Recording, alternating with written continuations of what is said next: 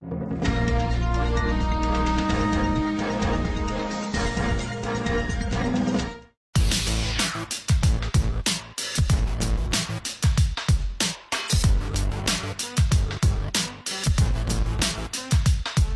Sustarsius Satuan Reserse Kriminal Polres Bitung Polda Sulawesi Utara mengamankan seorang polisi wanita gadungan di wilayah Air Tambaga.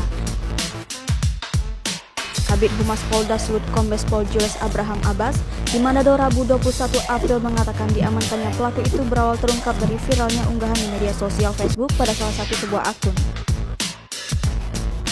Ia mengatakan pelaku selama ini mengaku sebagai anggota Polwan yang bertugas di Polres Minahasa Selatan. Aksi yang mencoreng nama institusi Polri ini pun kemudian diselidiki mendalam oleh Polres Bitung. Dari hasil interogasi awal, pelaku nekat melakoni peran sebagai polwan palsu karena ingin membahagiakan orang tuanya dan juga pasangan sesama jenisnya.